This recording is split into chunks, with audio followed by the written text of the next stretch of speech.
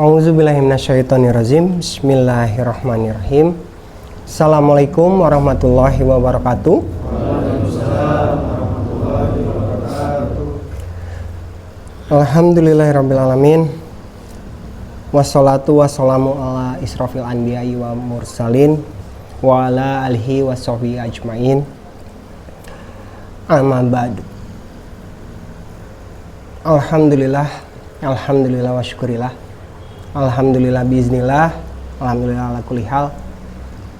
Atas qudroh dan iradah Allah Subhanahu wa taala, malam ini kita bisa bermajelis, berkumpul di masjid apa namanya teh? Nur Rohim, Masjid Nur Rohim. Ya, alhamdulillah tadi sedikit mukadimah dari Arijal yang insyaallah atas qudroh dan iradah Allah Subhanahu wa taala malam ini kita bisa duduk bersama, kita bisa bermajelis bersama, bertolabul ilmi bersama, tidak lain tidak bukan sebagai bentuk rasa syukur kita atas segala nikmat dan rezeki yang sudah Allah berikan kepada kita, yang sudah kita dapatkan sampai hari ini, sampai detik ini. Maka dari itu sudah selayaknya atas segala nikmat dan rezeki yang Allah berikan kepada kita senantiasa kita syukuri nikmatnya, nikmat iman, nikmat Islam, dan nikmat ihsan yang insya Allah sedang sama-sama kita perbaiki, kita tingkatkan, dan sampai titik kita pertahankan. Tidak lupa rezekinya, rezeki waktu, rezeki tempat, rezeki sehat, juga rezeki umur, dan yang terpenting rezeki kelembutan hati, rezeki ringannya langkah kita hingga Allah izinkan kita untuk hadir malam ini. Tidak lupa sholawat serta salam senantiasa tercurah limpahkan ke suatu hasanah kita, suri tauladan kita, manusia paling sempurna di muka bumi ini yang pernah ada, Nabi Muhammad Sallallahu Alaihi Wasallam beserta para keluarga, sahabat, tabiin, tabiitnya, hingga sampailah kepada kita sebagai umat yang terakhir, yang insya Allah senantiasa melanjutkan risalah-risalah juga visi misi Rasulullah hingga akhirnya Islam menjadi rahmatan lil alamin. Amin ya Allah ya rabbal alamin. Ya, sebelum lupa, ya mungkin tadi Arijal juga lupa. Alangkah lebih baiknya kita bersama-sama awali majelis kita malam ini dengan melafazkan tauz dan basmalah bersama-sama. A'udzubillahi minasyaitonirrajim. Bismillahirrahmanirrahim. Ya. Ya, alhamdulillah melihat jamaah di An-Nur Rohim ini mayoritasnya pemuda, dan kita juga semua masih pemuda ya, Pak Iking ya, Kang Ivan, yang lain juga ya, kita masih pemuda ya, pemuda PHB gitu ya, pasukan udang berang sanes, sanesnya, pemuda harapan bangsa ya, pemuda harapan bangsa yang insya Allah senantiasa melanjutkan risalah-risalah Rasulullah yang mana sesuai dengan tema kita malam ini, memetik hikmah di bulan Rabiul Awal, berkaitan dengan sebuah peringatan, sebuah peristiwa yang penting, yang besar untuk kita selaku umat dari Rasulullah, yaitu Maulid. Ya, Maulid sendiri kita maknainya bukan merayakan hari kelahirannya, tapi bagaimana kita mampu tadi memetik hikmah kemaksudan Allah mendelegasikan atau mengutus Rasulullah ke muka bumi ini gitu. Maka dari itu sama-sama kita definisikan baik secara bahasa maupun istilah, memetik atanapi panen gitu ya. Berarti ada sesuatu yang harus kita tanam dulu, ada sesuatu yang harus kita bibit dulu, yang pada akhirnya hasil memang Allah yang menentukan, tetapi ikhtiar dan upaya kita yang menjalankan. Bagaimana kemaksudan Allah menghadirkan Rasulullah menjadi utusannya yang cita-citanya menjadi rahmatan lil alamin, gitu ya, agar kita senantiasa mampu menjalankan segala bentuk perintah dan pada akhirnya menjauhi segala bentuk larangan. Ada yang sudah pernah membaca kisah ya dalam bentuk sirah ataupun tarikh Rasulullah, bagaimana perjuangan beliau, bagaimana perjuangan Rasulullah mendakwahkan, langkahnya, pengorbanannya. Apa ya kira-kira yang bisa kita ambil hikmah dari perjalanan tersebut, hingga pada akhirnya Maulid ini kita peringati agar senantiasa hadir ibroh, pembelajaran untuk kita sebagai umatnya, gitu. Kalau ingat lagu Bimbo, lagunya Rindu Kami Padamu Ya Rasul. Sejauh mana kita merindukan Rasulullah hadir di tengah-tengah kita, dan sampai saat ini masih ada nggak ya Rasulullah di dalam hati kita saja, di dalam setiap langkah kita, di dalam setiap aktivitas kita, hingga pada akhirnya membuat kita yakin kita layak dan pantas menjadi umatnya Rasulullah. Apa yang kita tahu, apa yang sudah kita baca, apa yang sudah kita pelajari dari sirah tarikh perjalanan Rasulullah tersebut, ada petikan apa yang bisa kita praktekkan dalam kehidupan kita selaku umatnya? Apalagi kalau berbicara kehadiran yang luar biasa ya, pemuda-pemuda di sini menjadi penerus-penerus risalah, gitu ya. Yang kita tahu Rasulullah Allah jaga, Allah tempa, Allah didik, dan Allah bimbing. Bentuknya apakah hanya sebatas dengan kesedihan saja, ataukah dengan kebahagiaan juga, dengan peluh keringat, dengan tetesan darah, yang pada akhirnya gambaran tersebut menjadi sebuah perjalanan perjuangan yang harus kira-kira kita apakan nih sebagai pemuda. Di sini punya cita-cita? Ada. Pengen jadi apa? Pilot, dokter gitu? Polisi. Asal jangan jadi ladusing aja ya. Ladusing gitu ya. Yang pada akhirnya berbicara hal tersebut, cita-cita kita sudahkah sama dengan apa yang dicita-citakan oleh Rasulullah? Rasulullah diutus menjadi rahmatan lil alamin, gitu ya. Rahmat bagi alam semesta. Ya nyatanya punten-punten, maaf nih. Perjalanan kita sampai titik saat ini menjadi anak dari orang tua kita. Sudahkah kita menenteramkan bagi orang tua kita? Ataukah justru menghadirkan kehariwang, kekhawatiran yang berlebih? Kenapa? Ya, lagi lucu-lucunya sih teh gitu ya. Lagi lucu-lucunya, lagi semangat-semangatnya. Kalau apa? Kalau tidak ada yang mengingatkan, kalau tidak ada yang nyintrek gitu bahasanya ya, kita bisa jadi kebablasan. Berbeda dengan Rasulullah yang Allah didik, Allah tempa, dijaga. Berbicara dari usia baligh saja ya, sampai 39,9 tahun, sebelum 40 tahun, ketika masih menjadi Muhammad bin Abdullah, gitu ya.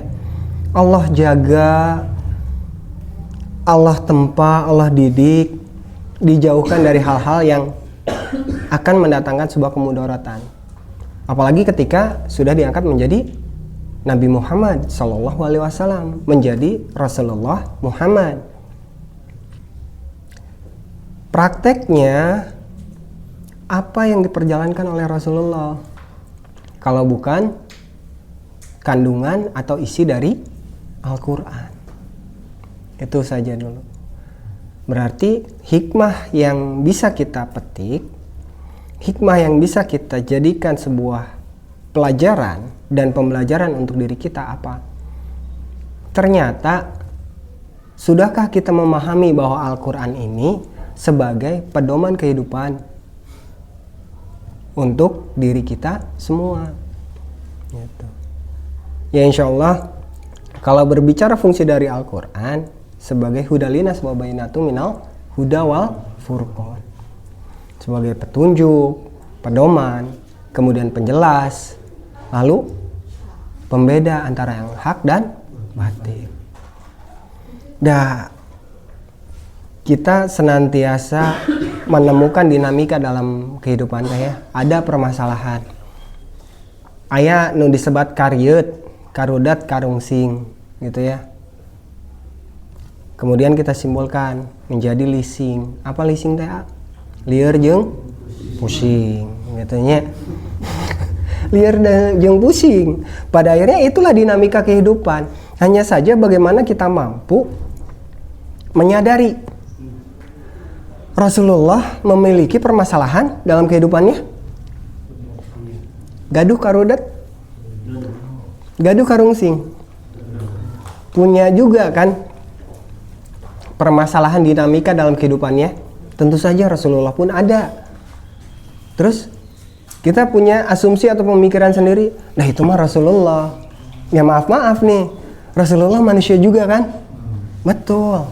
Kita manusia. Atanapi keresek. Kata bakangin kayak keresekan. Gitu. Bilihna. Ya, yang membedakan Rasulullah, Allah mitsak. Allah bimbing langsung melalui malaikat Jibril. Itu yang membedakan dengan kita. Bahan kita sama. Di sini ada yang bahannya dari tanah seketa atau dari tanah abang. Kan kita sama bahannya semua. Dari turab, lumpur hitam. Kalau gambarannya di Al-Quran ya. Yang Allah bentuk. Yang kemudian kalau berbicara prosesnya dari nutfah, setetes mani yang bercampur.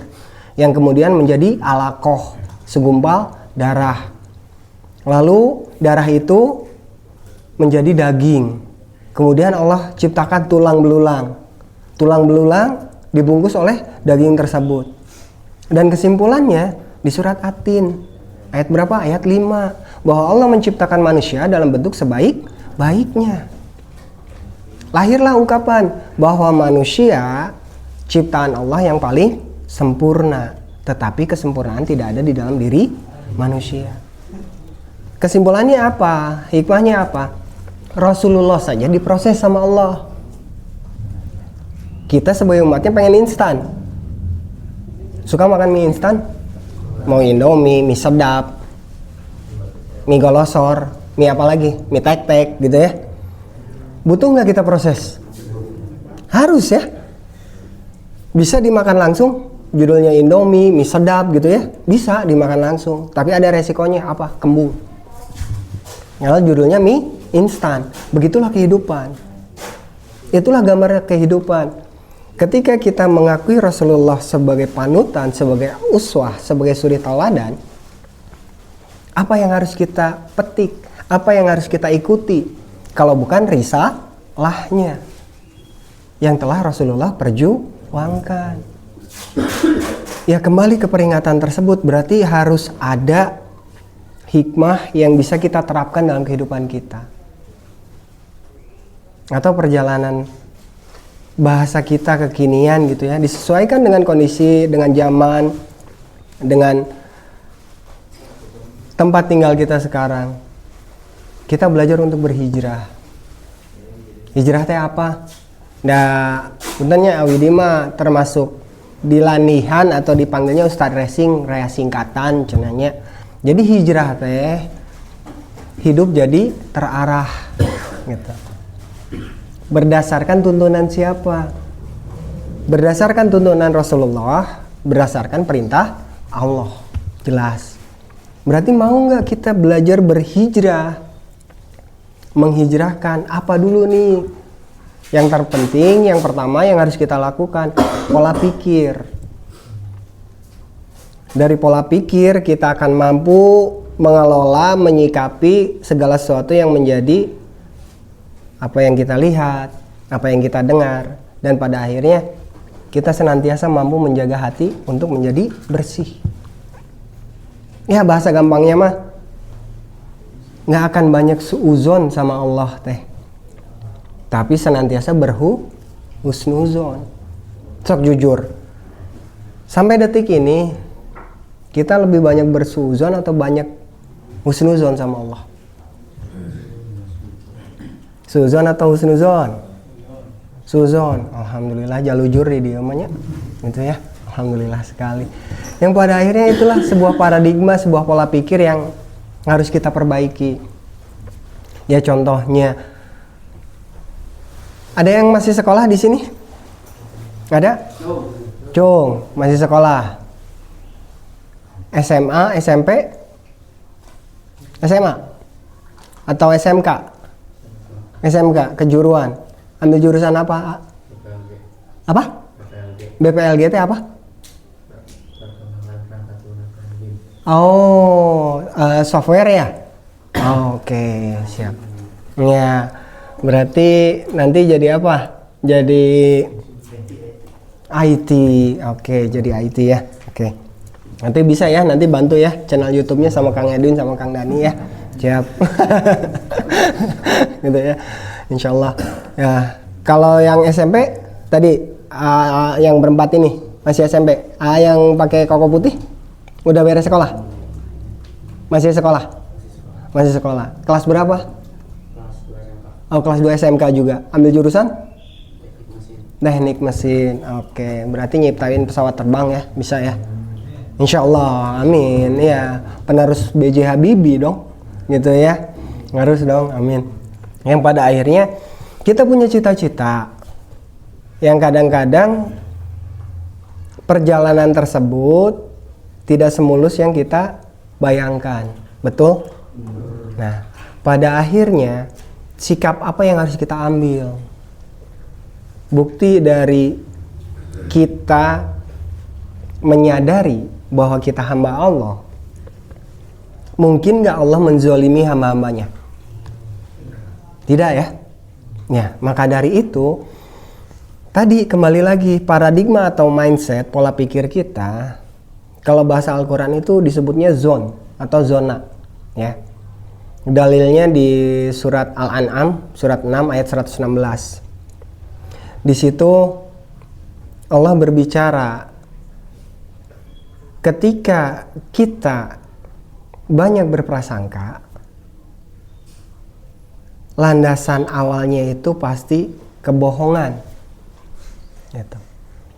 Kira-kira, prediksi, bukan sesuatu yang pasti. Sedangkan dalam kehidupan yang pasti itu apa saja? Kira-kira. Yang pertama, rezeki. Pasti nggak kita dapat? Dari umur kita akil balik sampai detik ini kita belajar berhijrah. Pernah kita nggak makan satu hari pun? Belum ya? Ya kasarnya mah mau nasi, mau cemilan 10-11 gitu ya. Tapi kita nggak pernah nggak makan dalam satu hari kan? Bahkan ketika kita saum 1 bulan Ramadan, yang dalam perjalanannya kadang-kadang kita nanti buka mau apa sama apa ya, belum kepikir, belum kebayang. Tapi kadang-kadang kita mah justru traveling ya, banyak traveling, udah dicipta-cipta gitu, udah dibayang-bayang. Nanti mau makan, buka mau beli seblak, buka mau beli kolak, buka mau beli apa lagi lah ya.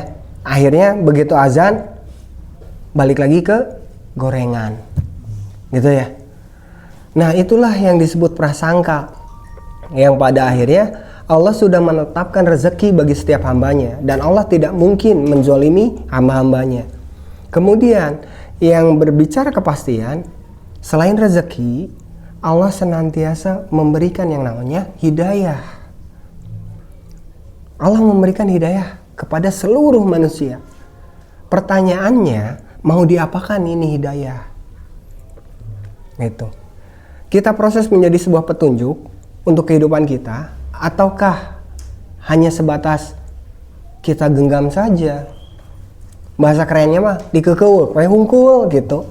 Diproses ente, ya, diperjalankan tidak. Maka dari itu, bagaimana sebuah hidayah mampu menjadi petunjuk kalau kitanya sendiri tidak mau diproses oleh Allah, tidak mau dibina, tidak mau dididik, tidak mau ditempa oleh Allah?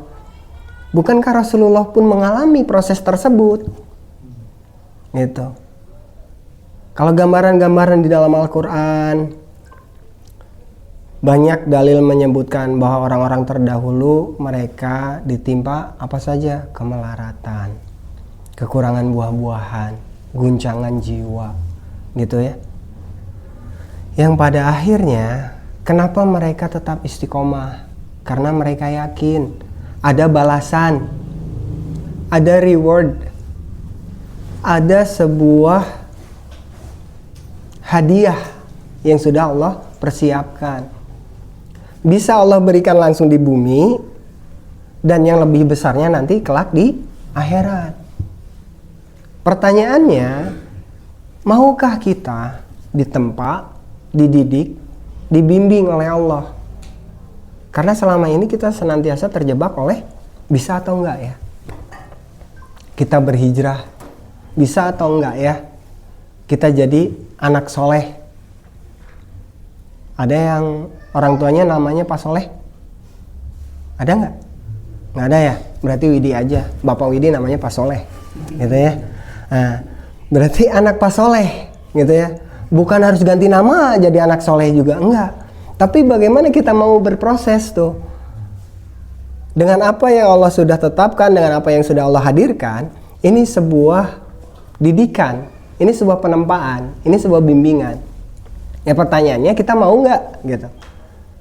Nah sekarang ditanya, mau enggak kita bersama-sama melayak memantaskan diri menjadi umat Rasulullah, melayak memantaskan diri menjadi hamba Allah? Barade moal tacan kompak sekali deh, barade moal bade. Insya Allah berarti kita bersama-sama. Karena pada akhirnya, apakah Rasulullah berjalan sendirian? Tidak. Ada sahabat-sahabatnya, betul?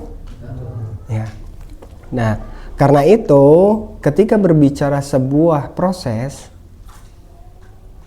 ini ada yang kenal Dilan di sini. Sendiri itu berat, kata Dilan ya. Ya makanya jangan sendirian. Harusnya babarengan. Karena pada akhirnya dalam perjalanan kehidupan kita sedang mempraktikkan apa? Kalau bukan berwatawasobil haq, watawasobi sober.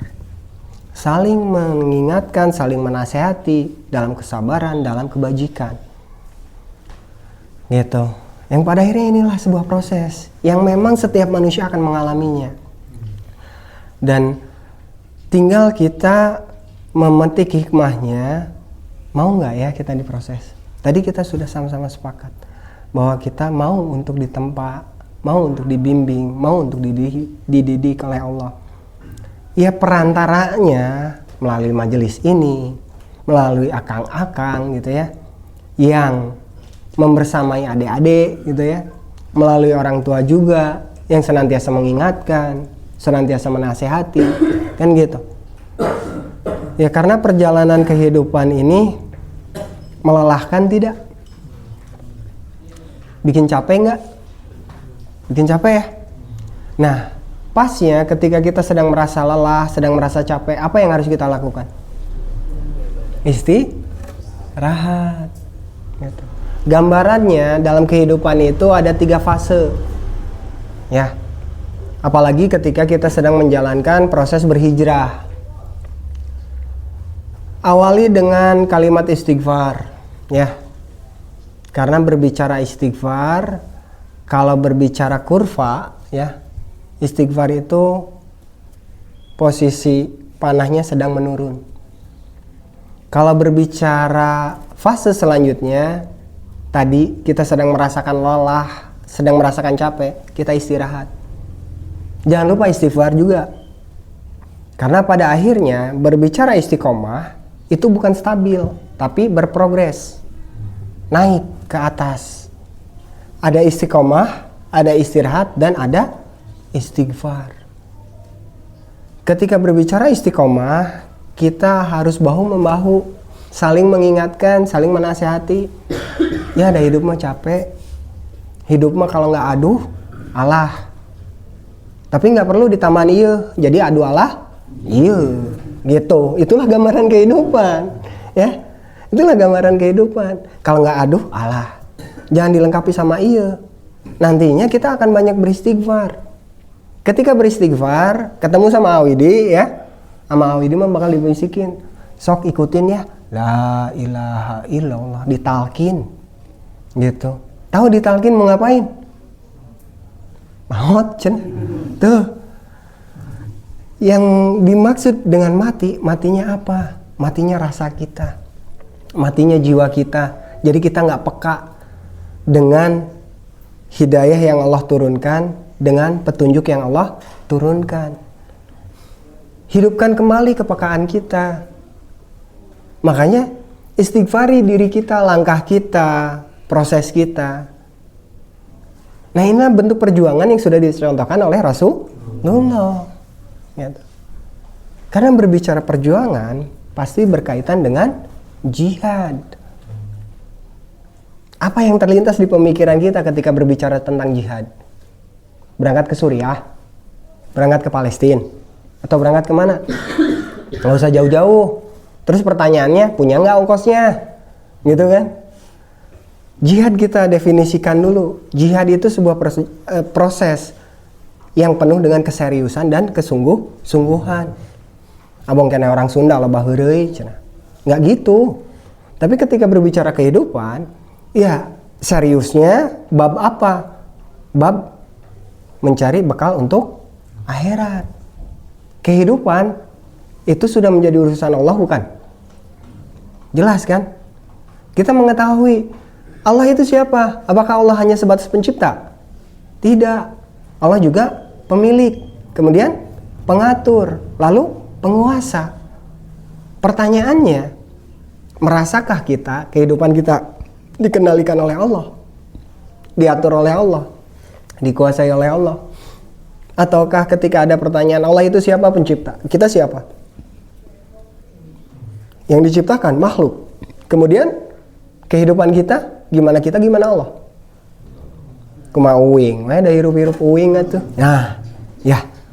Berarti masih ada ketidaksinkronan antara paradigma dan hati kita. Apalagi dengan langkah kita. Gitu. Sedangkan berbicara jihad, sebuah perjuangan, kesungguh-sungguhan, keseriusan, butuh apa saja? Ya butuh yang namanya hati yang senantiasa bersih, pemikiran yang senantiasa berhusnuzon kepada Allah.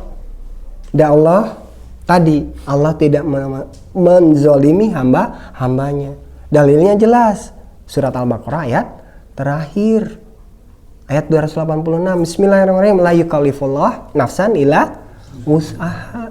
Allah tidak pernah membebani seorang hambanya di luar batas kesanggupan hambanya. Gitu. Jadi semuanya sudah tertakar, semuanya sudah terukur, semuanya sudah sesuai dengan porsinya. Nah, berbicara tentang jihad, berbicara tentang kesungguhan, keseriusan, jihad ini terbagi menjadi dua kategori. Ada jihadul akbar, ada jihadul fisabilillah. Apa yang dimaksud dengan jihadul akbar? Sebuah riwayat Rasulullah pernah bersabda, dan Rasulullah sampaikan kepada para sahabat yang ketika itu baru pulang dari medan perang. Siapkah kalian menghadapi perang yang lebih besar daripada perang yang baru saja kalian selesaikan? Kemudian sahabat bertanya, berapa banyak pasukan yang akan kita hadapi, wahai Rasulullah? Di mana tempatnya? Kemudian Rasulullah melanjutkan, pasukannya tidak begitu banyak, dan tempatnya tidak begitu luas dan tidak begitu jauh. Yang dimaksud oleh Rasulullah, jihadul akbar adalah memerangi hawa nafsu. Itulah jihadul akbar kita, itulah kesungguh-sungguhan kita. Apalagi sekarang ya dengan usia adik-adik gitu ya, lagi lucu-lucunya kata Awidi juga ya, lagi lucu-lucunya ya, rasap diteke gitunya, rasap disintrek gitu. Tapi ya itulah, karena kita tadi berproses bersama untuk pembimbing yang senantiasa mengingatkan, ada pembelajarannya nggak? Ada. Bagaimana yang menjadi pembimbing adik-adik di sini, mereka belajar untuk bersabar, untuk selalu menasehati. Karena apa yang Widi lakukan saat ini, sejatinya Widi sedang menasehati atau sedang mengingatkan diri Widi sendiri, gitu. Dan harapannya kelak adik-adik yang ada di sini bisa meneruskan atau bisa menggantikan posisi Widi di depan kelak, gitu. Melanjutkan menjadi aktivis dakwah, gitu. Menyampaikan apa yang menjadi kebenaran, sesuatu yang hak, yang memang sudah Allah perintahkan, sesuatu yang sudah Rasulullah contohkan. Nah, itu kategori yang pertama, memerangi hawa nafsu. Berbicara tentang hawa nafsu, ada yang disebut dengan syahwat. Syahwat yang dimaksud bukan berbicara tentang hubungan suami istri saja. Keinginan pun bagian dari syahwat, gitu. Itu yang dimaksud syahwat. Adanya keinginan, ayana kahoyong, itu yang disebut dengan syahwat. Bagaimana kita mampu mengendalikan ketika kita belum mau berproses untuk mendefinisikan apa yang dimaksud dengan jihadul akbar di sini. Nah, Rasulullah pun melanjutkan bahwa perang terbesar itu adalah melawan hawa nafsu dan tempatnya ada di sini. Rasulullah sambil menunjuk dadanya. Karena berbicara hawa nafsu, setiap diri manusia memiliki, tetapi ada sebuah dalil yang menyebutkan bahwa ada nafsu yang dirahmati oleh Allah. Nafsu untuk apa? Untuk senantiasa menjadi lebih baik, untuk senantiasa istiqomah, untuk senantiasa layak dan pantas di hadapan Allah, gitu. Yang pada akhirnya itu sebuah proses yang harus kita lalui, ya. Nah, berbicara kategori yang kedua, jihad fisabilillah, apa yang dimaksud dengan jihad fisabilillah? Berbicara hal tersebut kembali kepada potensi yang kita miliki saat ini, yang bisa kita maksimalkan. Contoh, Awidi gacor, yang berarti cocok jadi penceramah, gitu. Contohnya itu, kita bisa belajar menjadi aktivis dakwah, mengisi majelis-majelis yang ada di masjid-masjid. Mangga, itu salah satu jihad fisabilillah. Kemudian adik-adik, ada yang suka menulis, ya mau bikin puisi, mau bikin cerpen, mau bikin cerita bersambung, mau bikin komik, tapi ada pesan yang harus tersampaikan, gitu. Yang pada akhirnya pesan tersebut mengandung sebuah perintah atau kebenaran yang Allah turunkan, gitu. Nah, ketika berbicara jihad, berarti kembali jangan sampai kita membayangkan jihad itu senantiasa atau identik dengan perang fisik atau perang qital. Karena jihad yang sebenarnya kembali terhadap diri. Sejauh mana kita serius, sejauh mana kita bersungguh-sungguh menjalankan perintah Allah, mengikuti contoh yang sudah dicontohkan oleh Rasulullah, gitu. Yang kemudian, perjuangan kita akan berakhir sampai mana kira-kira? Adik-adik, sepertinya tarunduh ya, karena nggak ada kopi ya. Kopi, biasanya kopi. Ya nanti sabar, nggak lama dah, nggak 2 hari, ya. Paling sejam 2 jam, gitu. Sejauh mana perjuangan yang sedang kita lakukan dan endingnya sampai mana? Apakah uswah kita, yaitu Rasulullah SAW, sudah selesai menjalankan tugasnya Kira-kira belum. Kenapa? Pasti ada alasannya. Karena pada akhirnya apa? Setiap manusia yang ada di muka bumi ini belum mengetahui jati dirinya. Gitu. Berangkat dari sebuah pepatah Arab yang menyebutkan man arafa nafsahu faqad arafa rabbahu. Barang siapa mengenal dirinya, niscaya dia akan mengenal Robnya. Nah, itu sebuah proses. Jangankan berbicara sebuah perjuangan. Perjuangan terbesar kita yaitu bagaimana kita mampu mengendalikan apa yang sudah Allah titipkan di diri kita hingga akhirnya kita mau berproses mengenal diri agar apa? Agar kita mengenal Allah. Tahu apa kemaksudan Allah. Tahu apa yang diperintahkan oleh Allah. Berarti kalau berbicara yang sedang kita perjalankan hidup, hidup teh apa ya kira-kira? Yang sudah sama-sama kita pahami, yang sudah sama-sama kita jalani. Adik-adik, hidup teh apa ya? Ada yang tahu? Hidup teh apa sih? Ketika di dalam kehidupan kita akan menemukan yang namanya permasalahan, kebahagiaan, kenikmatan. Hidup kira-kira apa? Harirup kaneh yuk? Hirup. Ya. Milih gitu. Kita sedang memperjalankan apa sih? Kehidupan ya. Nah, apa yang sudah bisa kita definisikan ketika berbicara tentang hidup? Hidup itu cobaan. Oke, ada lagi? Hidup apa? Ada lagi? Sok mangga. Jangan malu-malu. Kalier, oke. Hidup itu cobaan, hidup itu kalier. Lising deui wae nya, lihat yang pusing gitu ya. Apalagi yang kita rasakan selama ini? Hidup itu masalah, hidup itu capek, gitu. Dan kalau boleh kita gambarkan, hidup layaknya sebuah ban mobil. Ya. Kemudian kita sering bertanya sama diri kita ataupun ketika kita ngobrol sama teman-teman. Dek, hidup teh berat nggak? Berat. Nah, berarti kita analogikan, kita gambarkan layaknya ban mobil, ya. Kemudian kita duduk bersila. Ban mobil tersebut kita pangku. Apa yang terjadi dengan kaki kita? Pegal. Bisa jadi gagajaheun. Sing sireumeuan? Bisa ya? Sampai mati rasa? Betul ya? Nah, itulah kalau hidup banyak di lamunan.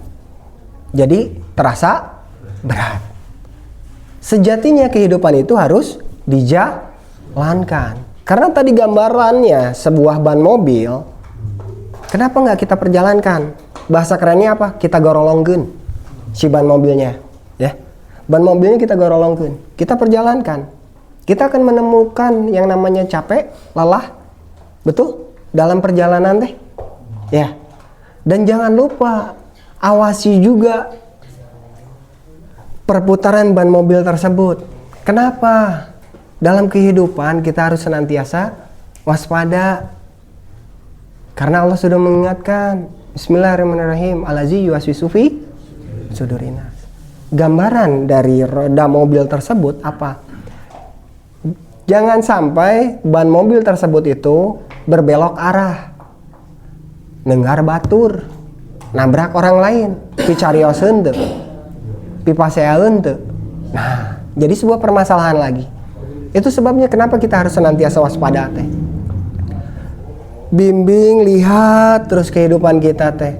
Berada di track yang seharusnya, berada di jalan yang seharusnya. Kenapa? Kadang kita menemukan jalanan menanjak. Jangan terlalu sedih. Berarti Allah sedang menguji kita. Ingin kita naik melalui prosesnya. Setelah menemukan jalan menanjak, pasti kita akan menemukan jalan turunan. Jangan terlalu berbahagia juga. Setelah menemukan turunan atau pupudunan, bisa jadi ketemu jalan datar ataukah nanjak lagi. Itu sebabnya kenapa kita harus senantiasa menghadirkan Allah. Kita harus senantiasa mengikuti contoh yang sudah dijalankan oleh Rasulullah.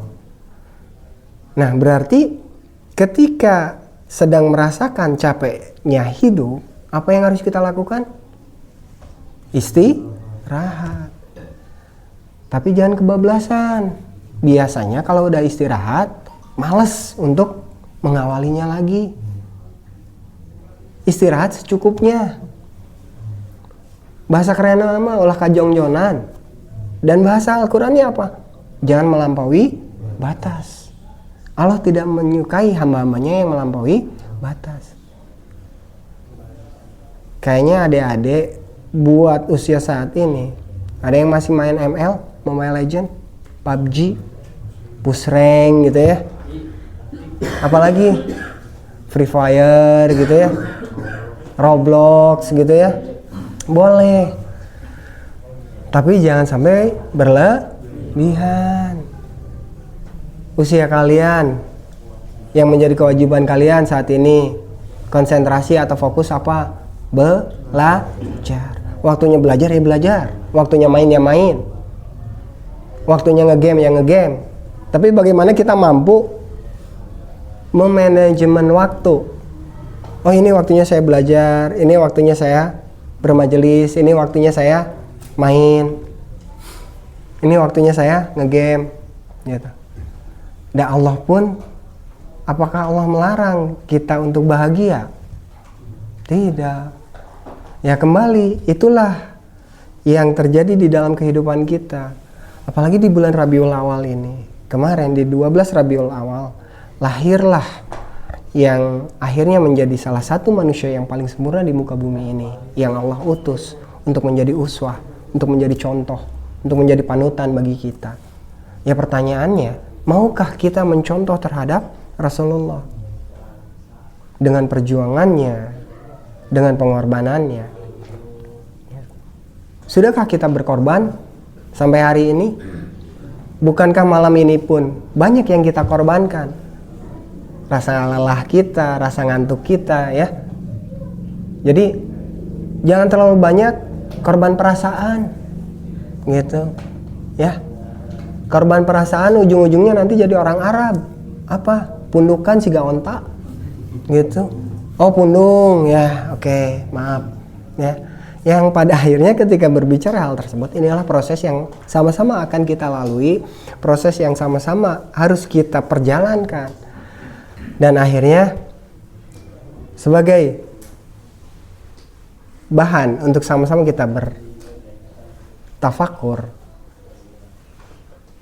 bertadabur, kira-kira hidup dengan 3 hal yang kita tinjau, yang kita potret, sama-sama kita jawab ya. Hidup kita dikasih atau kita yang minta sama Allah? Dikasih. Kemudian hal yang kedua, petunjuk, pedoman kehidupan, dikasih juga nggak sama Allah? Bentuknya apa? Al-Quran. Kemudian hal yang ketiga, fasilitas kehidupan, dikasih juga nggak sama Allah? Bahkan Allah berfirman dan sering diulang-ulang, apa yang ada di langit dan apa yang ada di bumi itulah kepunyaan Allah. Kita sekarang tinggal di mana?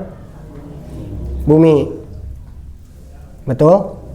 Makhluk bumi kita teh napak tuh di bumi nak? Atau masih gentayangan? Gitu. Yang pada akhirnya dengan 3 hal tadi ya. Hidup dikasih, petunjuk pedoman kehidupan dikasih, lalu fasilitas kehidupan dikasih. Traveling lah pemikiran kita. Liurna hirup palih mana? Pusingnya hidup sebelah mana? Kira-kira. Kalau bukan di isi kepala kita. Itu sebabnya kenapa kita harus mampu mengelola paradigma pemikiran, pola pikir kita, alias prasangka kita. Allah memberikan potensi nggak terhadap diri? Allah memberikan modal kita untuk hidup? Memberi ya.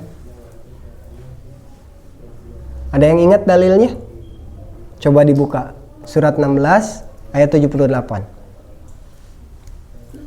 Bawa handphone? Di handphonenya ada aplikasi Quran? Ada, sok mangga.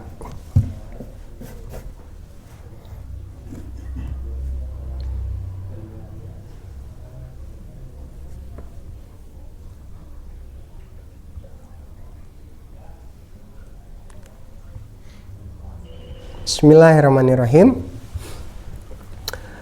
Wallahu ahrajakum min butuni ummahatikum la ta'lamuna syai'a wa ja'ala lakumus sam'a wal absara wal afidata lalakum tashkurun. Enggak, yang mau beramal soleh menyumbangkan suara merdunya. Jadi kelihatan, cocok nggak jadi vokalis ya? Oh, ada yang udah ketemu? Enggak, dari adik-adik? Mangga yang pakai sarung coklat, jaket biru. Mangga, artinya aja, terjemahannya aja. Coba. Oh, sok mangga. Sarang saha? Aryan. Siap, mangga Aryan. Dan Allah mengeluarkan kamu dari perut ibumu dalam keadaan tidak mengetahui sesuatu pun, dan Dia memberimu pendengaran, penglihatan dan hati nurani agar kamu bersyukur.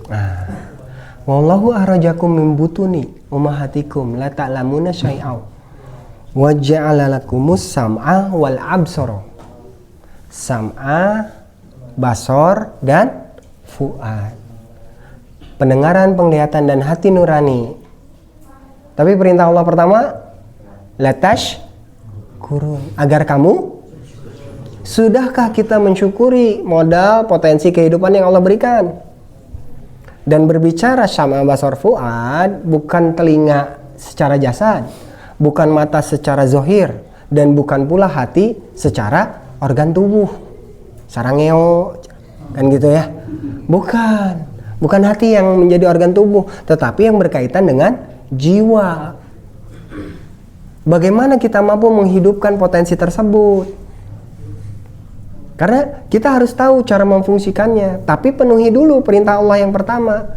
Kita petik hikmahnya dari ayat yang barusan kita baca. Kemaksudan Allah seperti apa? Bersyukur dulu bahwa kalian aku hidupkan, aku berikan petunjuk kehidupan, aku berikan fasilitas kehidupan, tidak akan menjadi kumaha ranjeun. Gimana kalian? Enggak. Tapi kalian harus mampu memfungsikan dengan potensi yang sudah aku berikan, kata Allah. Yang berbicara cara memfungsikannya, korelasi dari ayat ini ada di surat Al-A'raf ayat 179. Mangga dibaca lagi. Di Al-A'raf 179. Agar kita mampu memetik hikmah, mengambil esensi atau makna kemaksudan dari perintah Allah tersebut.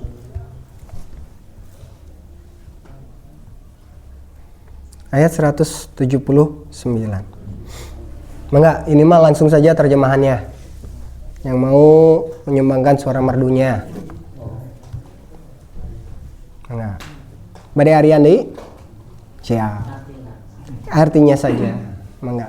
Dan sungguh akan kami isi neraka jahanam banyak dari kalangan jin dan manusia. Mereka memiliki hati tetapi tidak dipergunakannya untuk memahami ayat-ayat Allah, dan mereka memiliki mata tetapi tidak dipergunakan untuk melihat tanda-tanda kekuasaan Allah, dan mereka mempunyai telinga tetapi tidak dipergunakannya untuk mendengarkan ayat-ayat Allah. Mereka seperti hewan ternak, bahkan lebih sesat lagi. Mereka itulah orang-orang yang lemah. Nauzubillah min dzalik. Nah, itulah kenapa pada akhirnya huda bayan.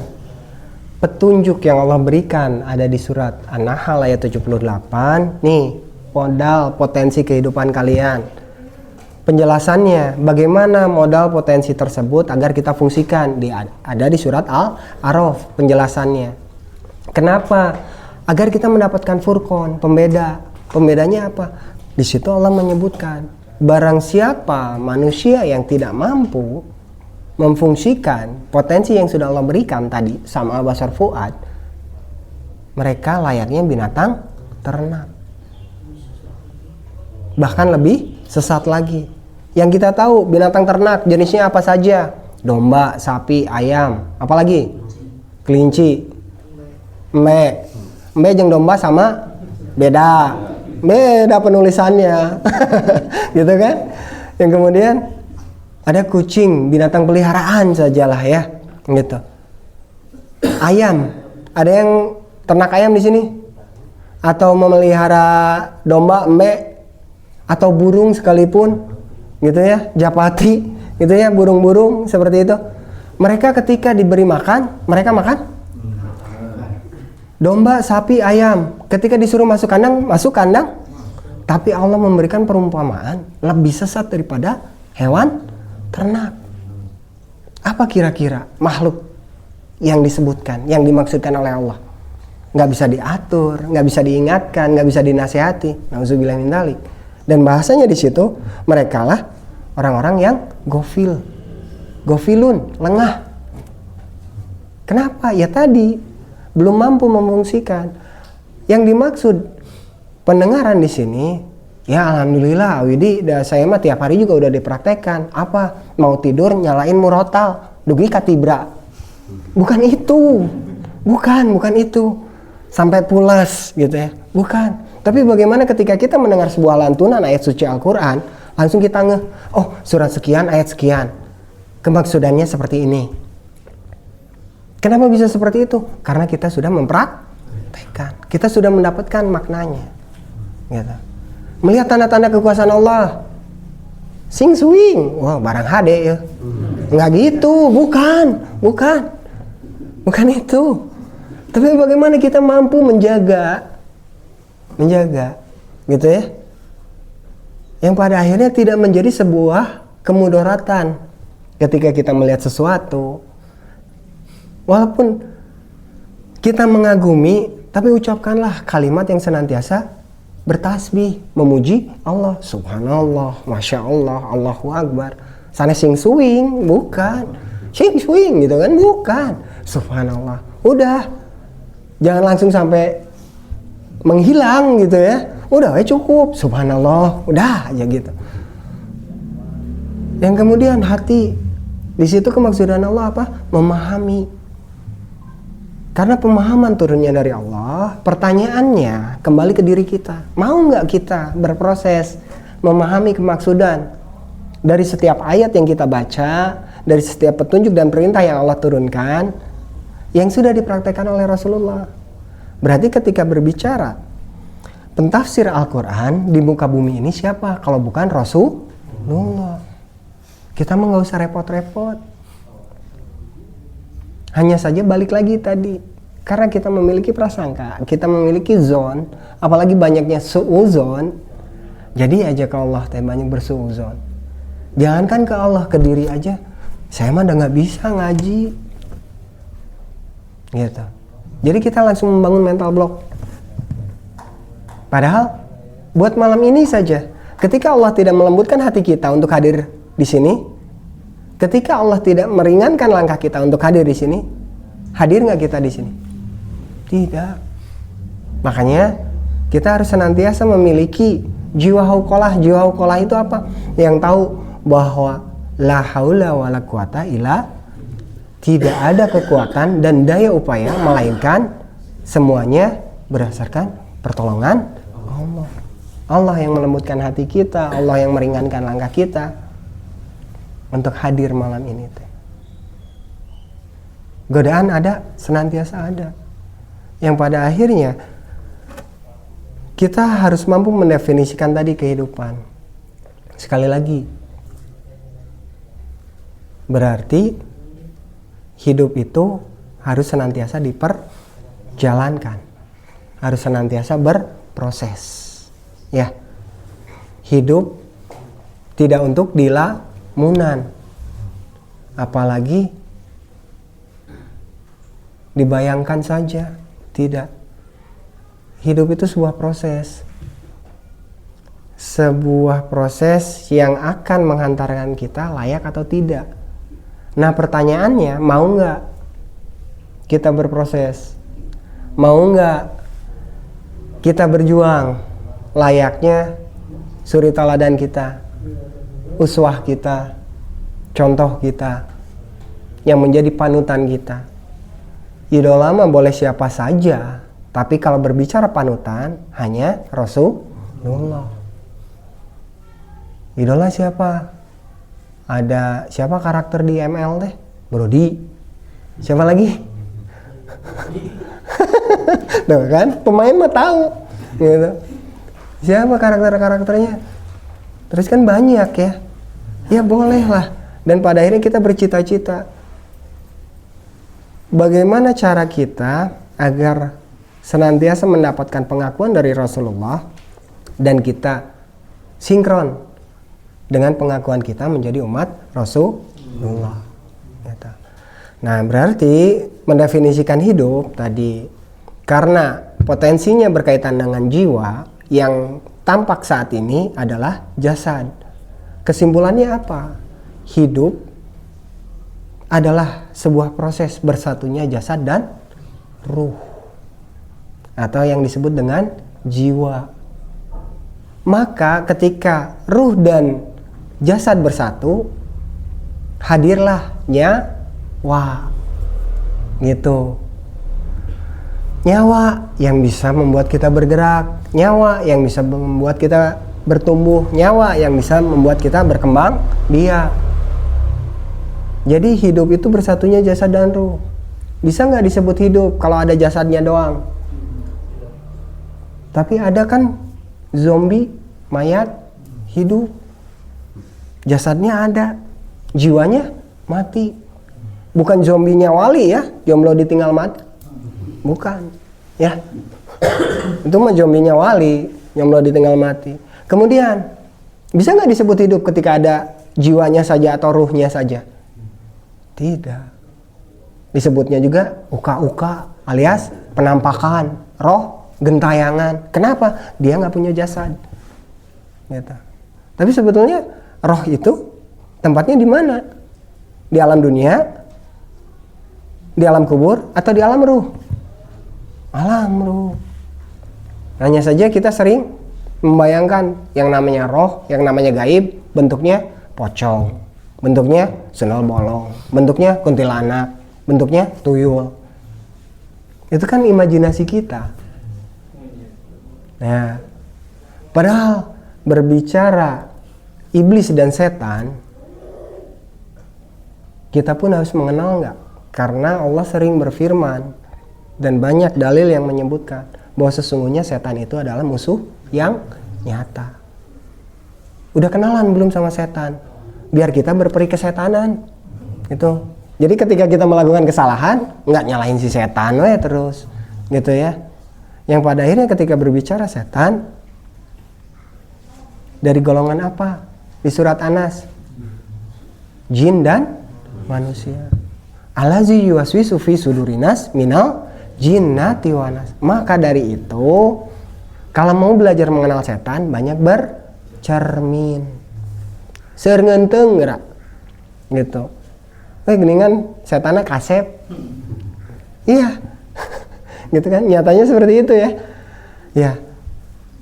Kemudian ketika kita sudah mampu untuk mengelola, memfungsikan potensi yang Allah berikan, maka terpenuhi perintah Allah yang pertama, yaitu kita senantiasa bersyukur. Itulah gambaran kehidupan, itulah petikan hikmah yang bisa kita ambil di Rabiul Awal ini. Itulah gambaran proses, gambaran penempaan yang sudah Rasulullah panutan kita perjalankan, panutan kita alami, panutan kita rasakan. Jangan sampai kita belum mendapatkan hikmah, belum mendapatkan makna dari apa yang sudah dicontohkan.